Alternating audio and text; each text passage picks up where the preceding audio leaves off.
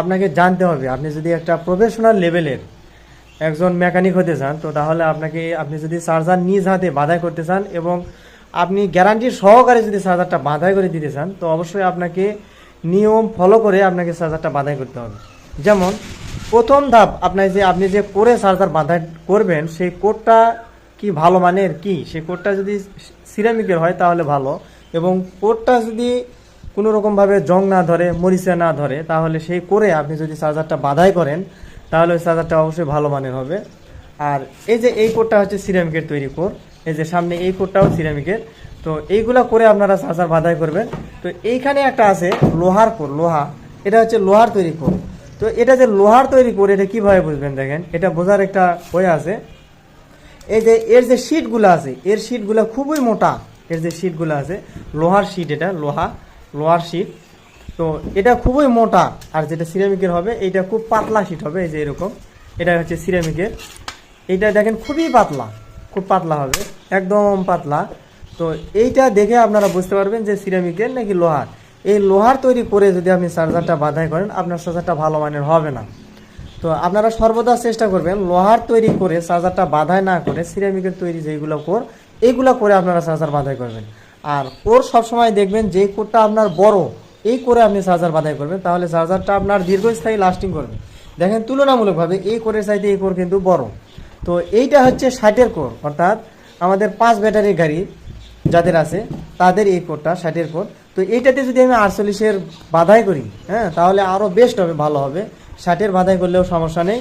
তবে এই চার্জারে যদি আমি 60 ভোল্ট তৈরি করি, তাহলে কিন্তু আমার চার্জারটা হিট হবে, কারণ এই কোরটা ছোট, এই কারণে প্রচুর পরিমাণ চার্জারটা হিট হবে।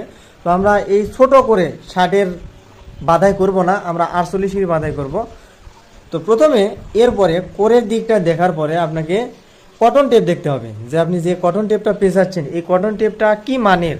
আমরা বাজারে অ্যাভেলেবল এইগুলা কটন টেপ পাই, এবং এইগুলা কটন টেপই আমরা সর্বদা সবাই ব্যবহার করি। তবে এই কটন টেপ কিন্তু আমাদের হিট প্রুফ না, এইটা কিন্তু খুব তাড়াতাড়ি পুড়ে যায়। আর এই কটন টেপটা ব্যবহার করলে আমাদেরকে বার্নিশ করতে হয়, এই যে যেগুলো বার্নিশ আছে এগুলো হচ্ছে বার্নিশ। তো এই বার্নিশটা করতে হয়। তো আমরা যদি এই কটন টেপটা ব্যবহার করি, এটা যদি ব্যবহার করি, তাহলে আমাদেরকে কিন্তু বার্নিশ করতে হবে না, এটার একটু দাম বেশি, আমাকে বার্নিশ করতে হবে না, এবং এটা হচ্ছে হিট প্রুফ, এটা কিন্তু পুড়বে না, এটা পুড়বে না। আর এটা আপনি যতই বার্নিশ করেন, এটা চার্জার যখন অতিরিক্ত হিট হবে, গরম হবে, তখন কিন্তু এই কটন টেপটা পুড়ে যাবে। আর এই কটন টেপটা যখন পুড়ে যাবে, তখন আপনার প্রাইমারি সেকশনে যে 18 নাম্বার বা 19 নাম্বার তার ব্যবহার করেন, এই তার কিন্তু পুড়ে যাবে। আর প্রাইমারি সেকশন যখন পুড়ে যাবে, এসি সাইড যখন পুড়ে যাবে, তখন কিন্তু ডিসি সাইড বা সেকেন্ডারি সেকশন কিন্তু আর থাকবে না, সেকেন্ডারি সেকশনে অটোমেটিক নষ্ট হয়ে যাবে। তো এই কারণে আপনারা সর্বদা চেষ্টা করবেন যে একটা ভালো মানের চার্জার যদি তৈরি করতে চান, এটা ব্যবহার করবেন, এই হিট প্রুফ কটন টেপটা ব্যবহার করার চেষ্টা করবেন, এটা খুব ভালো মানের। তো এটা আমি প্রথমে পুরোটাই পেঁচিয়ে নিব, এখানে আমি দেখেন পেঁচাচ্ছি হাফ করে, যাতে ডবল পরে এর অর্ধেকটা আমি ধরে পেঁচাচ্ছি, আবার এর অর্ধেকটা ধরে আবার আমি আরেক পেঁচ দেবো, এভাবে আমি পুরোটাই পেঁচিয়ে নিব। আসলে আপনাদেরকে পুরোটা যদি পেঁচাইতে যাই, পুরোটা দেখাইতে চাই, তাহলে ভিডিওটা অনেক লং হবে। তো ভিডিও লং হলে আপনারা দেখতে চান না। আসলে ভাই, ভিডিওর মাধ্যমে আপনারা যদি কাজ শিখতে চান, তো অবশ্যই আপনাকে ধৈর্য ধরে ভিডিও দেখতে হবে। ধৈর্য ধরে যদি ভিডিও না দেখেন, তাহলে কাজ শিখতে পারবেন না। আর আপনারা যারা এই অটো ডিপার্টমেন্টের সব ধরনের কাজ, মোটর বাঁধাই, কন্ট্রোলার মেরামত, চার্জার বাঁধাই, চার্জার মেরামত, এবং যাবতীয় গাড়ির ওয়ারিং, 4 তার 7 তার, চায়না ওয়ারিং, সেট ওয়ারিং, সবগুলো ওয়ারিং, ইলেকট্রিক্যাল এবং মেকানিক্যাল কাজগুলো প্র্যাকটিক্যালি প্রশিক্ষণ নিতে চান, তারা আমাদের স্ক্রিনে থাকা নাম্বারে কল করে যোগাযোগ করবেন। আর ভিডিওটি ভালো লাগলে একটি লাইক দিবেন। আপনি যদি আমার চ্যানেলের নতুন দর্শক হয়ে থাকেন, প্লিজ আমার চ্যানেলটিকে সাবস্ক্রাইব করবেন। আজকে আমার এই ভিডিওটা যদি আপনার কাজে না লাগে, পরবর্তী ভিডিও ইনশাল্লাহ আপনার কাজে লাগবে। তো এজন্য সাবস্ক্রাইব করে রাখবেন, আমি নিত্য নতুন ভিডিও আপলোড করার সাথে সাথে যাতে আপনি নোটিফিকেশান পেয়ে যান। তো আমি আপনাদেরকে এই প্রসেসে পুরোটাই আমি কটন টেপ পেঁচিয়ে নেব, ভিডিওটা অনেক লং হয়ে যাচ্ছে। পুরোটা পেঁচিয়ে নেওয়ার পর কি করতে হবে বিস্তারিত আমি আপনাদেরকে দেখাবো, ততক্ষণ পর্যন্ত আপনি আমাদের সাথেই থাকুন। তো আমি পুরোটা কটন টেপ পেঁচিয়ে নিচ্ছি। তো আমার কটন টেপ পেঁচানো শেষ, এই যে দেখেন খুব সুন্দর ফিনিশিং হয়েছে। এখানে আমি ডবল করে কটন টেপ পেঁচিয়ে নিলাম, এটা হচ্ছে হিট প্রুফ কটন টেপ। তো এটা পেঁচানোর পরে বার্নিশ করার প্রয়োজন হয় না। এরপরেও আপনারা যদি বার্নিশ করতে চান তাহলে আরও হেভি মানের হবে, আরও ভালো হবে। তো কিভাবে বার্নিশ করবেন এই প্রসেসটাই আমি আপনাদেরকে এখন দেখাবো। এই যে এরকম বার্নিশ, এটা এর আগেও আপনাদেরকে আমি দেখাইছি।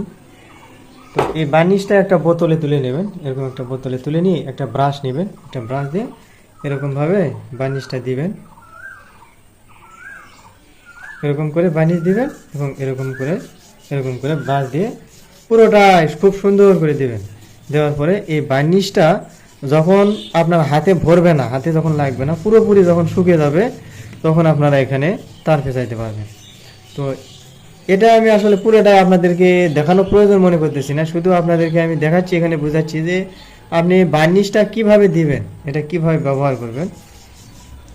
দেখেন এভাবে পুরোটাই উপরে এবং নিচে, যে সাইডে আছে এবং নিচে এগুলাতেও দিবেন। এভাবে সুন্দর করে ব্রাশ দিয়ে বার্নিশটা পুরোটাই দিয়ে দিবেন। দিয়ে দেওয়ার পরে এটা একটু শুকাবেন, বাতাসে দিবেন, ফ্যান দিয়ে রাখবেন। শুকানোর পরে যখন হাত দেবেন তখন দেখবেন যে হাতে ভরতেছে না। তো হাতে যখন ভরবে না তখন এটাতে আপনারা তার পেঁচানো শুরু করবেন। তো এর পরবর্তীতে আমি এই বার্নিশটা আমি দেবো। এখন বার্নিশটা দেওয়ার পরে যখন শুকাবে তখন আমি তার পেঁচানোর প্রসেসটা দেখাবো আপনাদেরকে।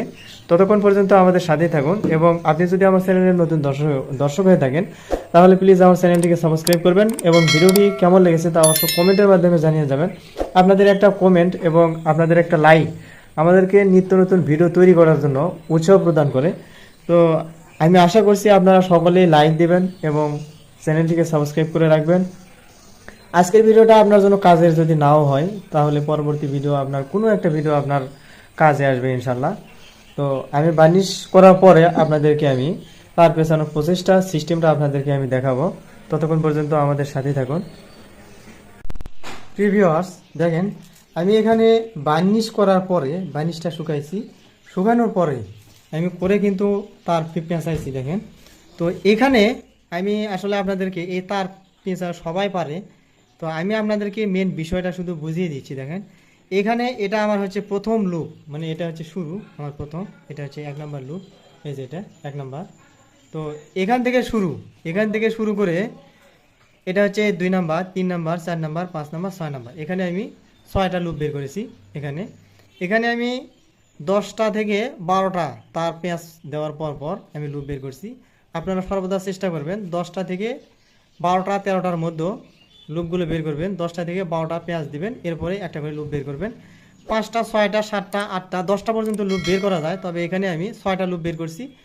যে অতগুলো লুপের আমার প্রয়োজন হয় না, তাই আমি এখানে 6টা লুপ বের করছি। এখানে লুপ বের করা শেষ হলে এখানে আমি শুধু তার পেঁচাচ্ছি, শুধু তার পেঁচাবো কতক্ষণ পর্যন্ত, আমার সিরিজ লাইট যতক্ষণ পর্যন্ত জ্বলবে এতক্ষণ পর্যন্ত আমাকে তার পেঁচাইতে হবে। অর্থাৎ তার সিরিজ লাইট আমার যতক্ষণ পর্যন্ত অফ না হবে এতক্ষণ পর্যন্ত আমি তার পেঁচাবো। সিরিজ লাইট যখন আমার অফ হয়ে যাবে তখন আমার তার পেঁচানো শেষ। আমি এই সিরিজ টেস্টের মাধ্যমে আমি এই তার পেঁচানো শেষ করব।